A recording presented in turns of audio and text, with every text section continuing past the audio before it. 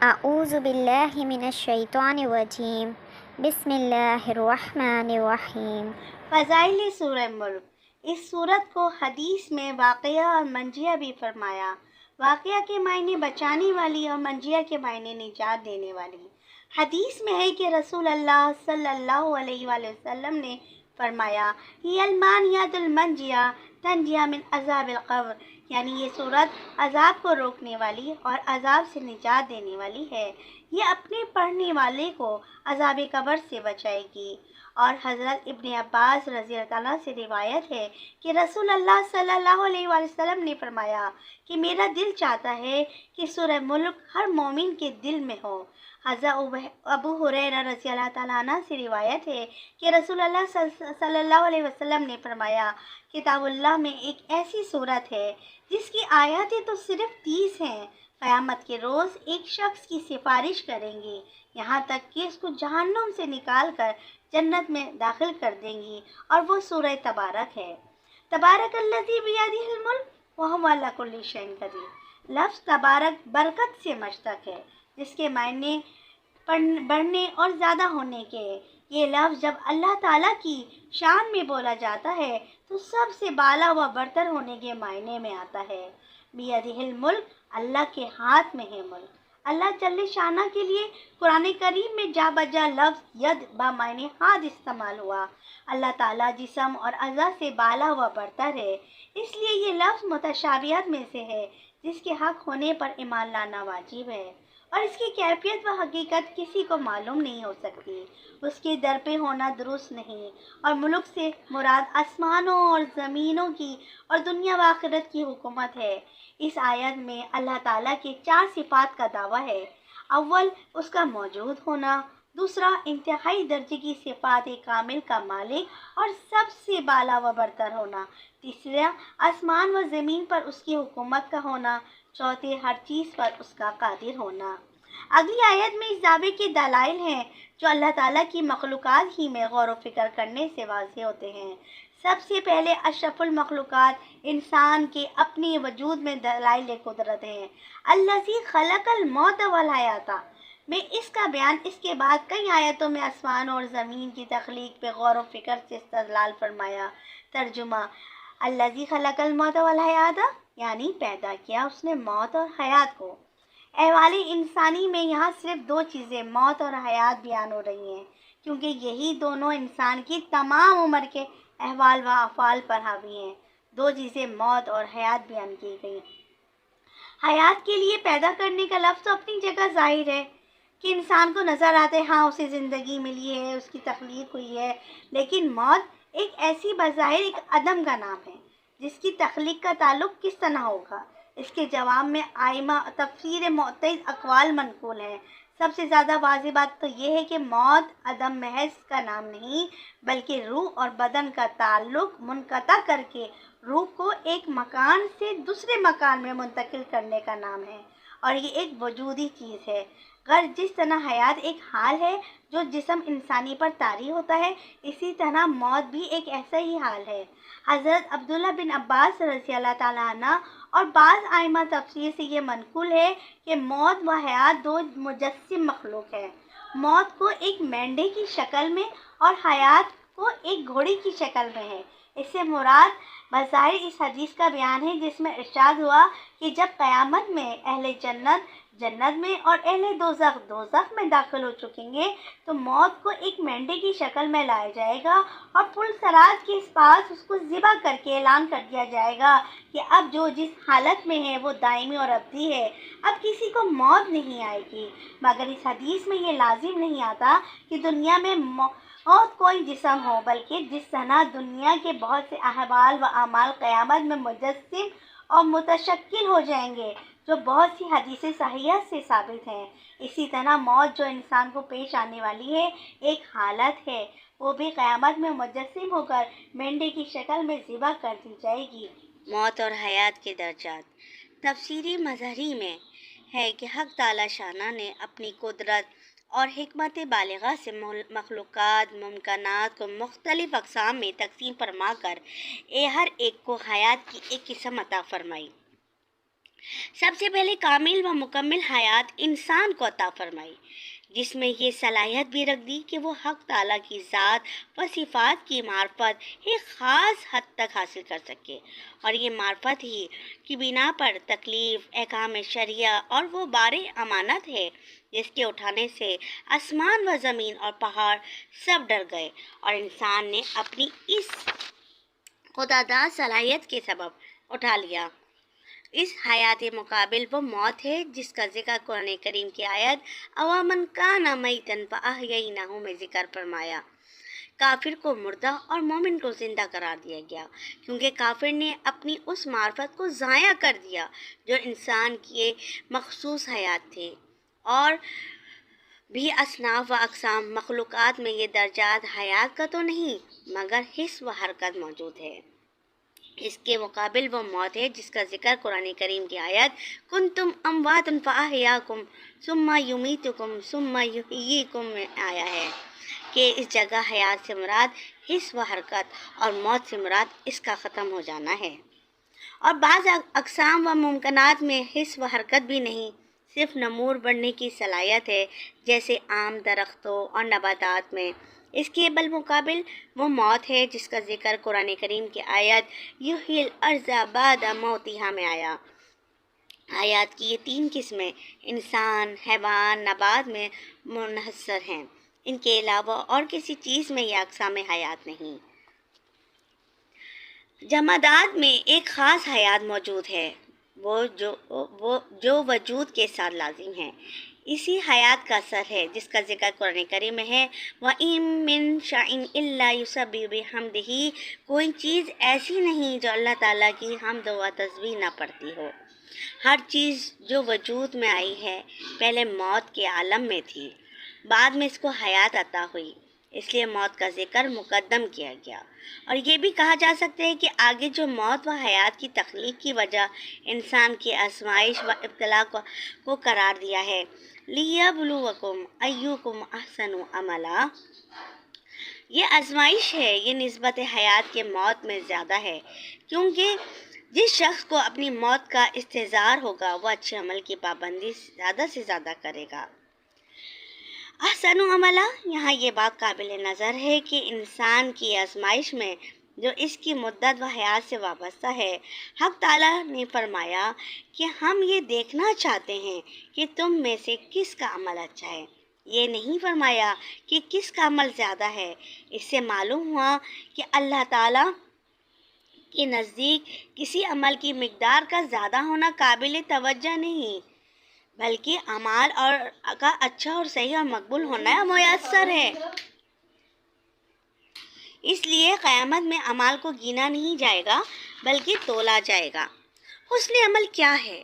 حضرت ابن عمر رضی اللہ عنہ نے فرمایا کہ نبی کریم صلی اللہ علیہ وسلم نے یہ آیت تلاوت فرمائی، یہاں تک کہ احسن عملہ تک پہنچے تو فرمایا احسن عملہ وہ شخص ہے جو اللہ کی حرام کی ہوئی چیزوں سے سب سے زیادہ پرہیز کرنے والا ہو، اللہ تعالیٰ کی اطاعت میں ہر وقت مستعد تیار ہو۔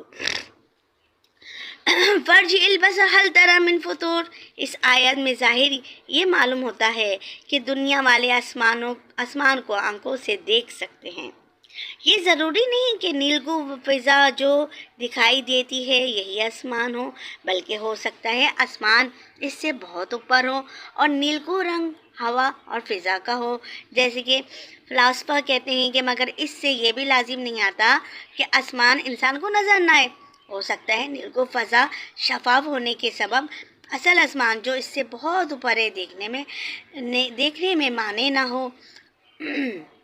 اور اگر کسی دلیل سے یہ بات ثابت ہو جائے کہ دنیا میں رہتے ہوئے آسمان کو آنکھ سے نہیں دیکھا جا سکتا، تو پھر اس آیت میں رؤیت سے مراد عقلی یعنی غور و فکر ہوگی۔ انسان غور و فکر کرے گا کہ قرآن شریف کی یہ آیت میں کہ ہم زمین سے آسمان دیکھ سکتے ہیں تو یہ بات ثابت ہو جاتی ہے۔ سبحان اللہ۔ وَلَقَدْ زَيَّنَا السَّمَاءَ الدُّنْيَا بِمَصَابِيحَ وَجَعَلْنَاهَا رُجُومًا لِلشَّيَاطِينِ، مصابیح سے مراد ستارے ہیں، اور نیچے کے آسمان کو ستاروں سے مزین کرنے کے لیے ضروری نہیں کہ ستارے آسمان کے اندر یا اس سے اوپر لگے ہوئے ہوں، بلکہ یہ وضعین اس صورت میں ہیں میں بھی صادق ہو سکتا ہے کہ جب ستارے نیچے خلا میں ہوں، جیسا کہ تحقیق جدید میں اس کا مشاہدہ ہو رہا ہے کہ اس کے منافع نہیں، اور ستاروں کو شیاطین کے مارنے کا ایک آلہ یعنی انگارہ بھی بنا دیا گیا۔ مطلب یہ بھی ہو سکتا ہے کہ ستاروں میں سے کوئی مادہ آتشی ان کی طرف چھوڑ دیا جاتا ہو جو ستارے اپنی جگہ پہ اور ستارے اپنی جگہ پہ رہتے ہوں۔ عوام کی نظر میں چونکہ یہ شعلہ ستاروں کی طرح حرکت کرتا نظر آتا ہے، اس لیے اس کو ستارہ ٹوٹنا کہتے دیتے ہیں۔ هو الذی جعل لکم الارض ذلولا، ذلول کے معنی منقاد و مطیع کے ہیں۔ اس جانور کو ذلول کہا جاتا ہے جو سواری دینے میں شوخی نہ کرے۔ مناکب منکب کی جمع ہے۔ مونڈے کو کہتے ہیں۔ کسی بھی جانور کا مونڈا سواری کی جگہ نہیں ہوتی بلکہ اس کی کمر یا گردن ہوتی ہے۔ جو جانور سوار ہونے والوں کے لیے اپنے مونڈے بھی پیش کر دیں وہ بہت ہی مطیع اور منقاد اور مسخر ہو سکتا ہے۔ اس لیے فرمایا کہ زمین کو تمہارے لیے ہم نے ایسا مسخر و مطیع بنا دیا کہ تم اس کے مونڈوں پر چڑھتے پھرو۔ زمین کو اللہ تعالیٰ نے ایک ایسا قوام بخشا ہے کہ نہ تو پانی کی طرح سیال اور بہنے والا ہے، نہ روئی اور کیچڑ کی طرح دبنے والا۔ کیونکہ زمین ایسی ہوتی تو اس پر کسی انسان کا رہنا ٹھہرنا ممکن نہ ہوتا۔ اس طرح زمین کو لوہے پتھر کی طرح سخت بھی نہیں بنایا۔ اگر ایسا ہوتا تو اس میں درخت اور کھیتی نہ ہوتی، نہ بوئی جا سکتی تھی، اس میں کنویں اور نہریں نہ کھودی جا سکتی تھیں، اس کو کھود کر اونچی عمارتوں کی بنیاد نہ رکھی جا سکتی تھی۔ اس عوام کے ساتھ اس کو ایسا سکون بخشا کہ اس پر عمارتیں ٹھہر سکیں، چلنے پھرنے والوں کے لیے اس میں لغزش رکھ دی۔ وَكُلُوا مِن رِزْقِهِ وَإِلَيْهِ النُّشُورُ، پہلے زمین کے اطراف میں چلنے پھرنے کی ہدایت فرمائی، اس کے بعد فرمایا کہ اللہ کا رزق کھاؤ۔ اس میں اشارہ ہو سکتا ہے کہ تجارت کے لیے سفر اور مال کی درآمد برآمد اللہ کے رزق کا دروازہ ہے۔ الہی نشور میں بتلا دیا کہ کھانے پینے رہنے سہنے کے فوائد زمین سے حاصل کرنے کی اجازت ہے، مگر موت اور آخرت سے بے فکر نہ رہو کہ انجام کار اسی کی طرف لوٹ کر جانا ہے۔ زمین پر رہتے ہوئے آخرت کی تیاری میں لگے رہو۔ اس میں تو اس بات سے ڈرایا گیا تھا کہ آخرکار قیامت میں اللہ تعالیٰ کی طرف لوٹنا ہے۔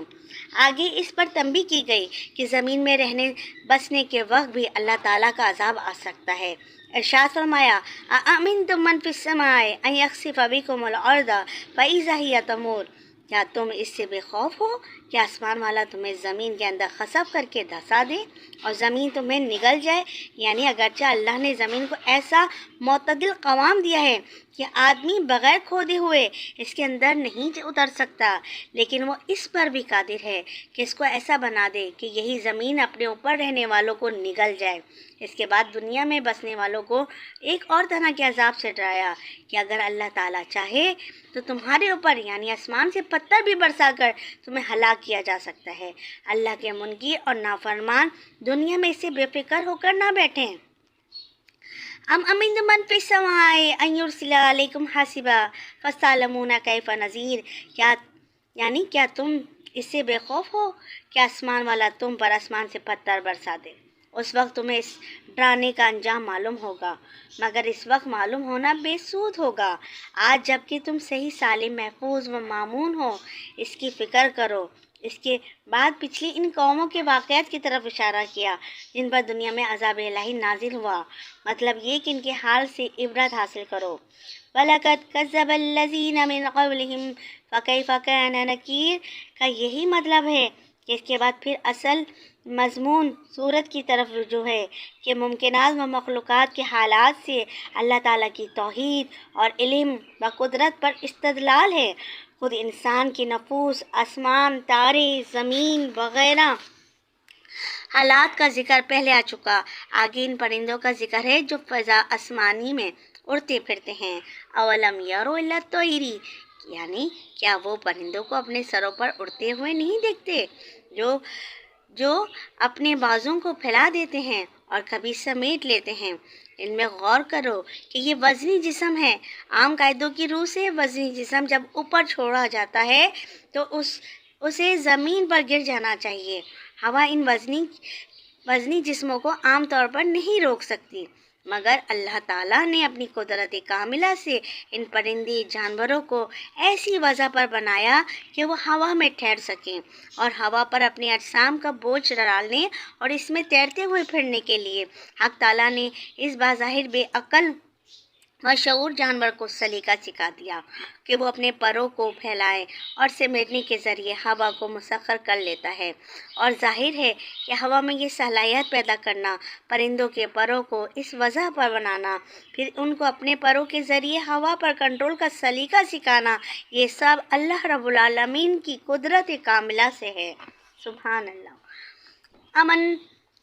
امن هذا الذي هو جند لكم ينصركم من دون الرحمن ان الكافرون الا في غرور۔ اس کے بعد اس سے ڈرایا گیا کہ اللہ تعالیٰ کا جو رزق تم کو آسمان سے پانی برسنے اور زمین سے نباتات اگانے کے ذریعے مل رہا ہے، یہ کوئی تمہاری جاگیر نہیں بلکہ اللہ تعالیٰ کی عطائے بخشش ہے، وہ اس کو روک بھی سکتا ہے۔ امن هذا الذي يرزقكم ان امسك رزقا کا یہی مطلب ہے۔ آگے کفار کے حال پر افسوس ہے جو نہ آیت قدرت میں غور و فکر کرتے ہیں، نہ دوسروں کو بتلانے والوں کی بات سنتے ہیں۔ بل لجوا فی عتو و نفور، یعنی یہ لوگ برابر اپنی سرکشی اور حق سے دوری میں بڑھتے ہی جا رہے ہیں۔ آگے میدان قیامت میں کافر و مومن کا جو حال ہوتا ہے اس کا ذکر ہے کہ قیامت کے میدان میں کفار اس طرح حاضر کیے جائیں گے کہ پاؤں پر چلنے کے بجائے سر کے بل چلیں گے۔ صحیح بخاری و مسلم میں حضرت انس رضی اللہ عنہ کی روایت ہے کہ صحابہ کرام رضی اللہ عنہ نے سوال کیا کہ کفار چہرے کے بل کیسے چلیں گے؟ رسول اللہ صلی اللہ علیہ وسلم نے فرمایا کہ جس ذات نے ان کو پیروں پہ چلایا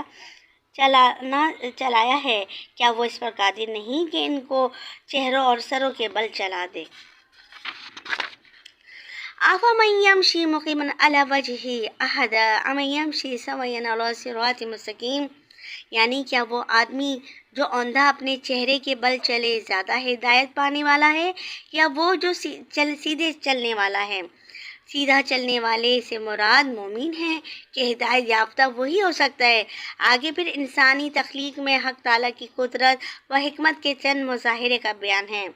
قل هو الذی انشأکم وجعل لکم السمع والابصار والافئدہ قلیلا ما تشکرون، یعنی آپ کہہ دیجئے کہ اللہ ہی وہ ذات ہے جس نے تمہیں پیدا کیا اور تمہارے کان، آنکھیں اور دل بنائے، مگر تم لوگ شکر گزار نہیں۔ سمیع و بصر و قلب کی تخصیص اس میں اعضاء انسانی میں ان تین اعضاء کا ذکر ہے جن پر علم و ادراک اور شعور موقوف ہیں۔ فلاسفہ نے علم و ادراک کے 5 ذریعے بیان کیے جن میں توحید، اس میں جن کو حواس سے خمسہ کہا جاتا ہے، یعنی سننا، دیکھنا، سونگھنا، چکھنا اور چھونا۔ سونگھنے کے لیے ناک ہے، چکھنے کے لیے زبان اور چھونے کی قوت سارے بدن میں حق تعالیٰ نے رکھی ہے۔ سننے کے لیے کان اور دیکھنے کے لیے آنکھ بنائی ہے۔ یہاں حق تعالیٰ نے ان 5 چیزوں میں سے صرف 2 کا ذکر کیا، یعنی کان اور آنکھ۔ وجہ یہ ہے کہ سونگھنے، چکھنے اور چھونے سے بہت کم چیزوں کا علم انسان کو حاصل ہوتا ہے۔ اس کے معلومات کا بڑا مدار سننے اور دیکھنے پر ہے، اور ان میں بھی سننے کا مقدم کیا گیا۔ غور کرو تو معلوم ہوگا کہ انسان کو اپنی عمر میں جتنی معلومات ہوئی ہے ان میں سنی ہوئی چیزیں یہ نسبت دیکھی ہوئی چیزوں کے بدرجہ زائد ہوتی ہیں۔ اس لیے جگہ حواس خمسہ میں سے صرف 2 پر اکتفا کیا گیا۔